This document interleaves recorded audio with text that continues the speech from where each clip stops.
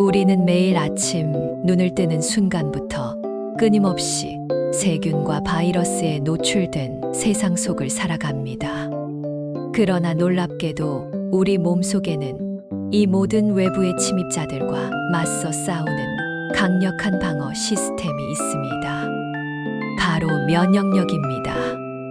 면역력이 강하면 감기는 물론 각종 질환을 이겨낼 수 있는 힘이 생기고, 반대로 면역력이 약하면 사소한 염증 하나에도 쉽게 병을 얻고 회복도 느려지게 됩니다.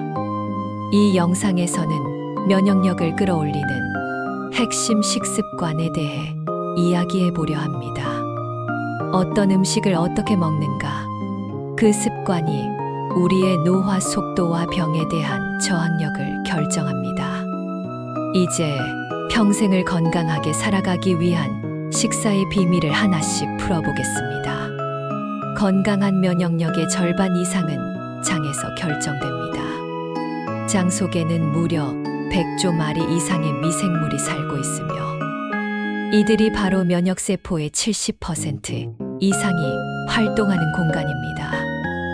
우리가 먹는 음식은 이 미생물들의 먹잇감이 되고, 어떤 음식을 얼마나 먹느냐에 따라 몸 안의 미생물 조성, 즉 장내 환경이 완전히 달라집니다. 식이섬유가 풍부한 채소와 과일을 충분히 먹는 사람은 장내 유익균이 늘어나고 독소를 만드는 유해균이 줄어듭니다. 그 결과 염증은 줄고 면역 기능은 올라갑니다. 특히 브로콜리, 양배추, 미역, 다시마, 김, 그리고 바나나는 장내 유익균의 활동을 돕는 대표적인 식품입니다.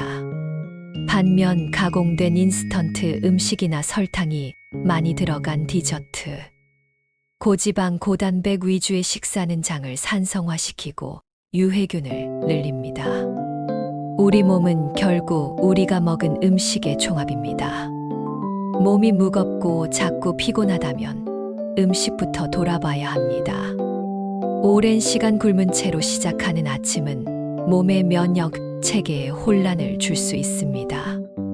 밤사이 우리의 몸은 회복하고 재정비하는 작업을 합니다. 이후 아침에 필요한 것은 바로 면역 에너지를 올려줄 영양소입니다.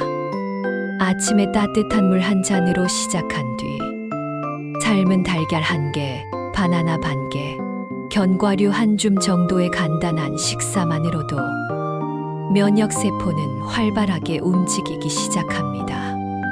특히 계란 속의 비오틴과 셀레늄, 견과류 속의 비타민이는 면역력을 강화하고 염증을 줄이는 데 탁월합니다. 정반대로 커피 한 잔으로 아침을 넘기거나 아예 아무것도 먹지 않고 오전을 보내는 습관은 혈당과 면역 기능을 동시에 떨어뜨릴 수 있습니다. 단백질은 면역세포를 구성하는 중요한 재료입니다. 하지만 요즘처럼 고단백 식단이 유행하면서 오히려 역효과를 보는 경우도 많습니다. 단백질을 지나치게 많이 섭취하면 간과 신장에 부담을 주고 장내 유해균이 늘어날 수 있습니다. 이로 인해 만성 염증이 생기고 면역력은 오히려 낮아지게 됩니다. 중장년 이후에는 식물성 단백질의 비율을 조금 더 늘려야 합니다. 두부, 콩, 렌틸콩, 들깨, 그리고 견과류는 적절한 단백질 공급원일 뿐 아니라 염증 완화에도 도움을 줍니다. 여기에 발효식품인 된장, 청국장, 요구르트 등을 곁들이면 장 건강까지 함께 챙길 수 있습니다. 놀랍게도 단식은 일정 시간 동안 소화기관에 휴식을 주며 면역 기능을 재정비할 수 있는 기회를 줍니다.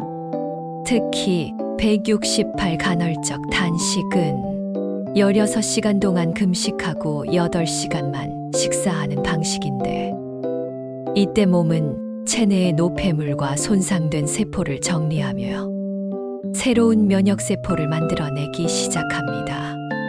하지만 단식은 무조건 굶는 것이 아니라 필요 없는 것을 비우고 필요한 영양소만 담는 방식이 되어야 합니다.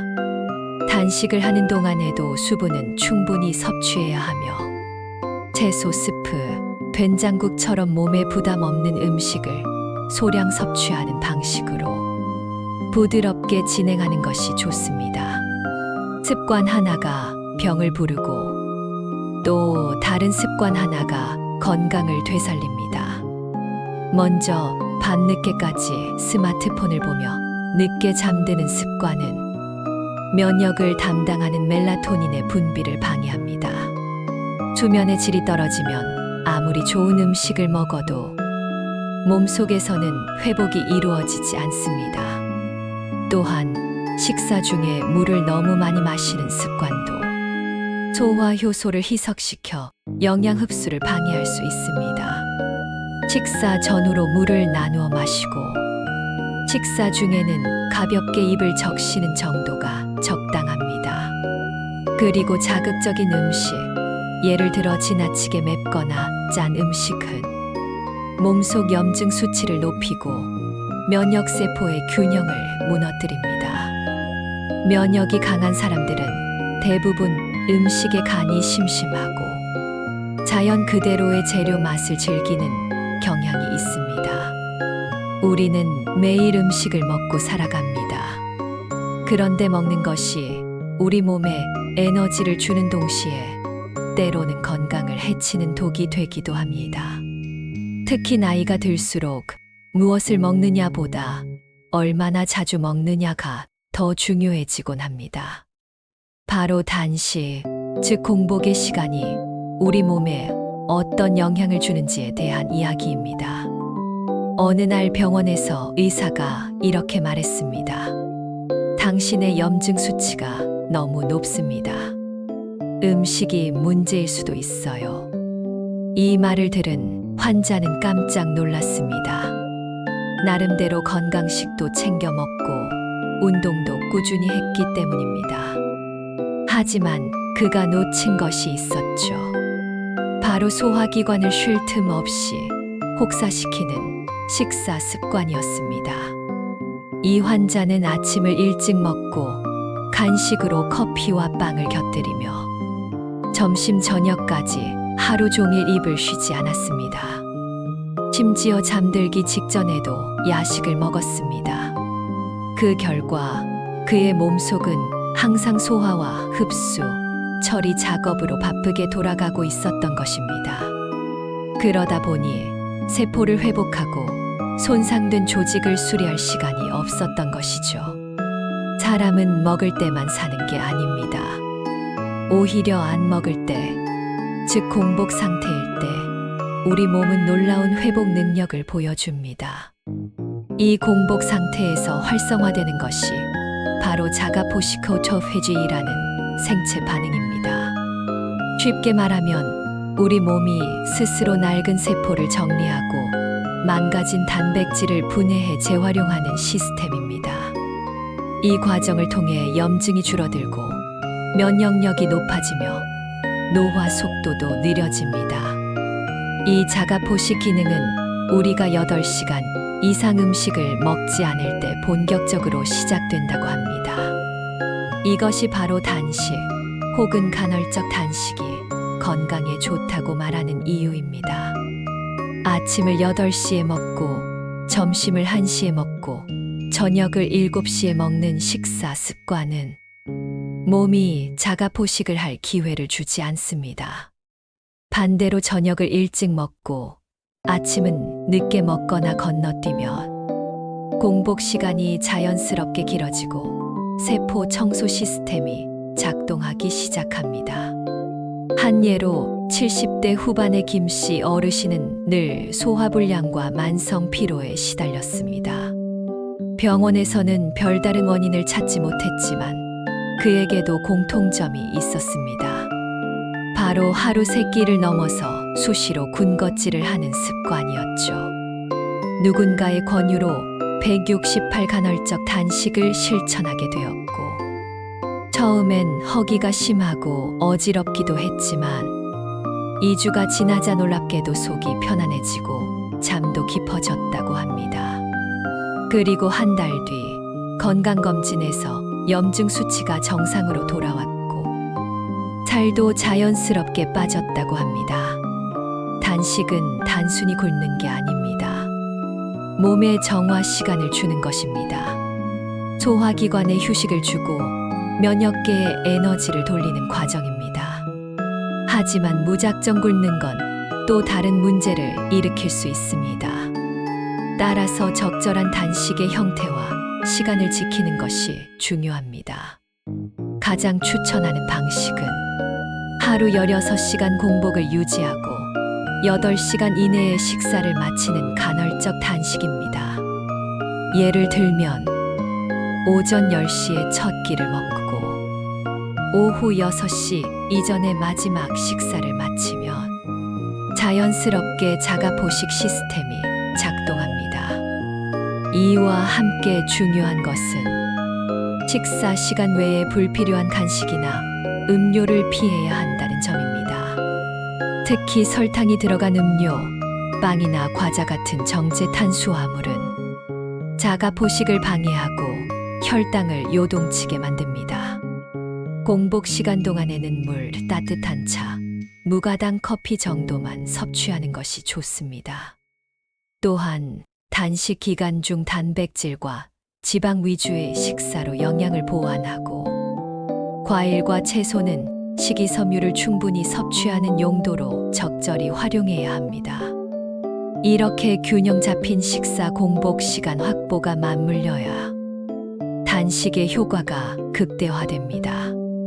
한때 유명한 의사가 말했습니다. 약으로 고칠 수 없는 병은 음식으로도 고치지 못한다. 하지만 단식은 약이 할 수 없는 일을 해낼 수 있다. 이 말처럼 때로는 안 먹는 것이 최고의 건강법일 수 있습니다. 물론 모든 사람에게 단식이 무조건 좋은 것은 아닙니다. 당뇨가 있거나 심각한 저혈압, 소화기관 질환이 있는 분들은 전문의와 상담 후에 접근하셔야 합니다. 또한 너무 젊거나 고령의 분들도 무리한 단식을 삼가야 합니다. 중요한 건 무작정 따라 하는 게 아니라 내 몸에 맞는 방식으로 조절해가며 실천하는 것입니다. 단식은 약이 아닙니다. 그러나 제대로 실천하면 우리 몸이 스스로 회복할 수 있도록 돕는 강력한 도구입니다. 현대인의 몸은 너무 많은 음식, 너무 잦은 식사로 지쳐 있습니다. 이제는 먹는 것 못지않게 비우는 습관도 중요하다는 것을 기억하시기 바랍니다. 하루 3번 먹는 것이 익숙하다고 해서 그것이 정답은 아닙니다. 잠시 멈추고 비울 때 몸은 놀랍도록 맑아지고 가벼워집니다. 지금 이 순간부터 단식의 지혜를 삶에 조금씩 적용해 보시는 건 어떨까요?